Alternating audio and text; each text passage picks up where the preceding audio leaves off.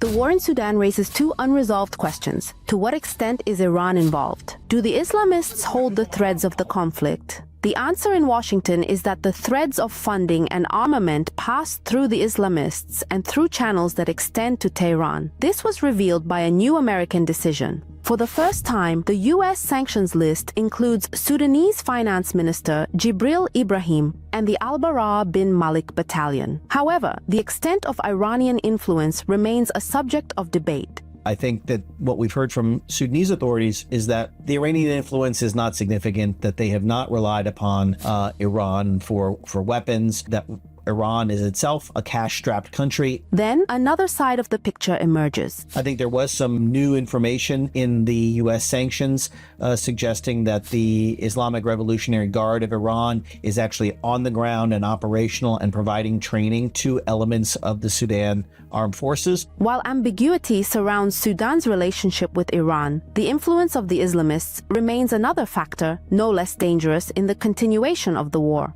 العقوبات على الأفراد سواء كان وزير المالية أو المجموعات المسلحة لن تزيد من ضغط العقوبات أكثر من تلك المفروض على الدولة السودانية. The question of legitimacy remains. How can the Sudanese government convince the international community of its credibility when its own finance minister is under sanctions? لكن أعتقد أن الإدارة الأمريكية ليست جادة في إيقاف الحق في مرحلة سابقة من هذا الزمن. قد تكون هذه الجدية الآن متوفرة. Regionally, Khartoum does not want to appear captive to a single axis. شرعية الحكومة السودانية الآن ثابتة، هي التي تخاطب بمنصة الأمم المتحدة، هي التي تقابل وتطرح وجهات النظر الحكومية.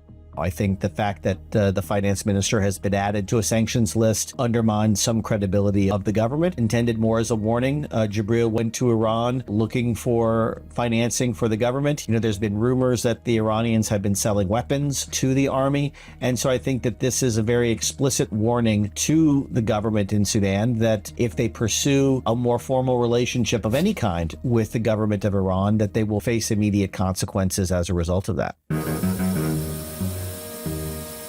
In the end, the sanctions increase the cost of war. It complicates funding channels and issues a clear warning to Khartoum about the consequences of falling into Iran's embrace. But on its own, it's not enough to settle the conflict. The question remains, will these pressures force the Islamists and their allies to back down, or will they open the door to a new shadow economy that further complicates the war?